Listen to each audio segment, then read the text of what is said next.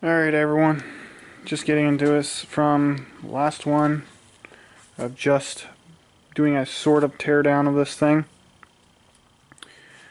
And after I put that out and did a parts comparison of how much it would cost and everything, I don't think I will be doing a refresh of the short block. I think I'm just going to leave it how it is, as is, and just run it. I'm definitely putting a cam in it. I really want to put the cam in it and try and get a little more power out of it, but the rust on these cylinders are not bad enough for me to really care enough, and I don't want to spend $2,000 roughly to get this refreshed back up to par. And the reason being is that, one, I don't really want to spend that money when I can spend that money on other aspects of this truck. Still waiting for parts for the front. I still have to order the shit for the back. So if I don't have to spend the money, I'm not going to. I will try and just get by and just get something running and driving. The other portion of it is that this short block ran fine, had no abnormal noises, and from what I'm seeing is really not all that bad. Now, something I just saw when I cleaned the rest of this up on this cylinder, the one that had the crack, kind of bring you in here. Can you see the damage to the top of the piston where my finger's running over it? This motor ingested something. I don't know if it was part of the head because of that crack and part of the valve seat, but it ingested something and dinged up the top of the piston a little bit. Right here. Nowhere else, just right here. The rest of the engine looks good. I mean, there's no play in the pistons and the cylinder bores. As I said, they could probably be re-honed, re-ringed, but I don't care enough to do that right now. Besides, this motor will probably get blown up eventually when the supercharger gets put on. But for the time being, the short block is fine. Because the bearings have no play without me even taking the rods off or any of the main caps off. I see no issue. Everything's tight. There's no abnormal. I don't see anything abnormal. Even the maintenance done on this engine is actually pretty good. There's barely any sludge in this motor. This motor was taken care of quite decently well. So I don't really want to put money into something that doesn't need it at this time when I can use that money for something else. So the short block is being left alone, but I am going to put the cam in. So it takes me on to the purpose of this video is I'm removing the camshaft out of this motor. I got to take the crank pulley off, and this crank pulley actually has to be changed. The rubber, the harmonic balancer rubber is all cracked in a few spots. Right there, there, here, here. Hopefully you can see this. I'm being like awful with the camera. But this whole pulley needs to be changed. I gotta get my puller, undo the bolt. There's 3 holes, but 2 of them should be threaded to where you take the puller, go up against this bolt, you loosen this bolt, go up against the bolt so it pops it out, and then slowly pop it out. Take the whole front cover off, the front timing chain off, and the cam synchronizer. I'm probably going to reuse this cam synchronizer, being that there's nothing wrong with it, but I am going to have to get the tool to align this to put it back in correctly. Yes, there's a certain way this has to go back in. There's a certain tool to use to align this synchronizer correctly with the timing of the engine. This also drives the oil pump.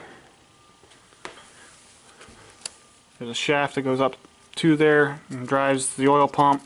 Same as a Chevy 350, Ford 302, 351, majority of distributor engines.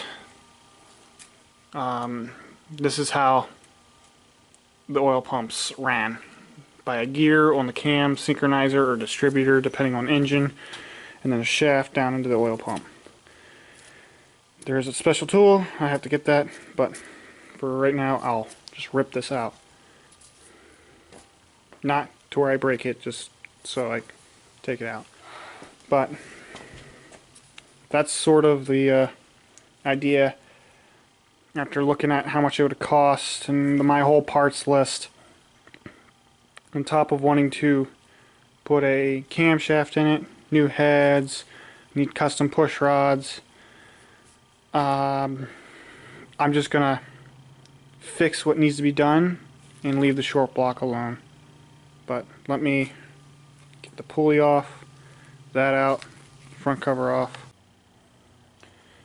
Alright, so moving on to removing this front dampener to get the front cover off. I've already started pulling it off some. I got two 8mm by 1.25 bolts that are about 110 millimeters long. As you can see down in there, they go into two holes that are threaded. This is how you get it off. The crank bolt is still in there. You can see where it pushes up against it, but that is only in there by a few threads. And as you see there, kind of hard. I already pulled it out some. That's how you get this front crank pulley off. You have to leave that bolt, the crank bolt, in there by a few threads so you have something to push on against the crank, so you can get this whole dampener off. This dampener is junk to me, but that's how you get it off. And you just use this. I'm pretty much close there. I need to pull the crank bolt out a little bit more to get it the rest of the way off, but it's getting there. Alright, got the crank pulley off. Don't be afraid to hit the back side of it with a hammer when you get it as far as you can out. It should just come right off. Easy peasy. Where is it? You can probably see a little bit here. I hit it with a hammer, this hammer. Remember, this crank pulley is junk because the rubber is cracked and everything. Not reusing it. This front cover I will reuse. Knock out the front seal. It'll get a new one. Water pump still on the front cover. This front cover looks like it's been replaced by somebody. And a couple of bolts were actually loose, so good thing I pulled this off. What else about this? This was supposed to have a bolt hole in it, but there's no bolt hole. There's no bolt through this hole, even though there's a hole in the block.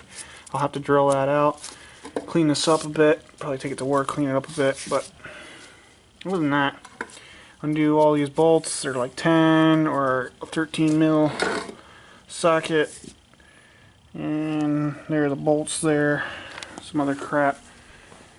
And then onto the timing set. I believe this is the original timing set, and I think this chain needs to be replaced beyond how much slack and how much this is pushed out. The spring in this tensioner is still pretty good, but I probably will put a whole new timing set on, being how stretched out the chain is. I believe it's pinned there, and it's got that much, everything's loose right now, but it's got that much slack in it, and I think it's supposed to be right about here. Anyway, the chain, we're going to replace it. The whole timing set, we're going to replace it along with the gear, the cam. So, and cam synchronizer is out, so I'm just about ready to pull this camshaft out.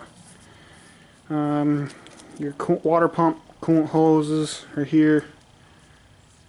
As you can see, the mess.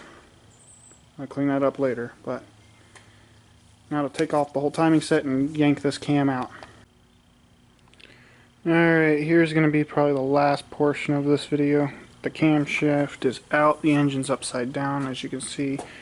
I really think it was leaking out the back because of the oil pan gasket, because This is brittle as hell. That's what I mean by brittle. The whole gasket shattered when it came off, so I'm pretty sure it was leaking because of the oil pan gasket. But camshaft's out. The old one here, I don't see any really abnormal wear. All the journals are fine. It's just a stock camshaft. Now, one thing you need to know is that the aftermarket camshaft doesn't raise the lobes. More, they grind the base where there is no lift down to smaller, so it can still fit through the block, through the cam's main journals. So that's why when you do a camshaft in these, you have to change the push rods to longer ones. So this is pretty much scrap metal because no one's going to want a stock 4-liter camshaft. Good blunt object to hit someone over the head with. Don't actually. But the condition of that, there's nothing really wrong with that. Took the oil filter adapter housing off. Of course, these O-rings are flat, so they need to be changed. I already know about the dampener. Most of the coolant's drained out of the thing. Cam bearings look okay. There's just some wear on the bottom side of it, but every cam bearing looks about the same. Again, there's nothing wrong with this short block, and I'm having a hard time just ripping it apart to do some refresh maintenance when I don't really need to spend the money on it. The only thing I'm probably going to spend money on is a high volume oil pump to help with the top end oiling. And being that everything else in this motor, the tensioner for the timing set is oil driven, so more volume of oil flowing through this, the more pressure I have for the tensioner, and more oil probably going up to the top end rocker arms, being that it has a oiling problem. Other than that, things spins over fine. It ran fine. Nothing wrong with the rotating assembly. I'm having a hard time just putting money to that to where it still works. Yes, it has 200,000 miles on it. Yes, the cylinders are a little bit rusty, but they're not to the point where I really care enough to put money into the thing when I can put the money into something else for the truck. So I think for the most part right now, until I see something absolutely absurdly wrong, I'm leaving the short block as it is. I am not doing a refresh of the short block. The only thing I'm probably going to do is put a high volume oil pump on it. That's it. I'm not changing bearings, I'm not changing rings, I'm not changing cam bearings. I'm literally slapping the new cam in there.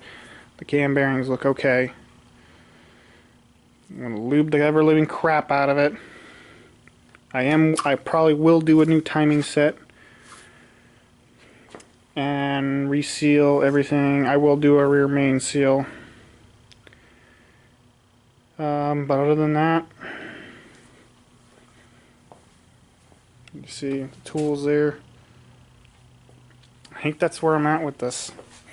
I have some parts on the way and some more parts I have to order. I gotta order bare heads because I'm going to be changing the valve springs in the heads. I gotta find a machine shop to do the head work, because putting this cam in is right off the bat, because I have to get new heads, the camshaft, all new lifters. I'm already going to break probably over 1,000 just putting the cam in, and that's not even including refreshing this. Like, if I did the whole refresh of the short block, it'd probably be to $2,000. I want to try and keep it close to 1,000 into this motor as possible, because I have to put a shift kit in the trans. That trans will hate me. I will kill that trans faster than I can put the supercharger on this thing. So that trans needs a shift kit. No ifs, ands, or buts. It is barely going to hang on now the way I have it. So I have to do the trans too. I'll probably leave the trans in there.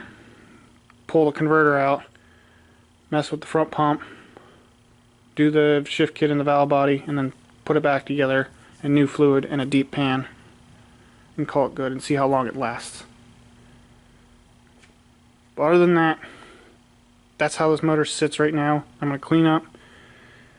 Probably order some parts. But I am leaving the short block alone at this point in time because of money reasons. Time and money. Period. So we'll see what the next video holds.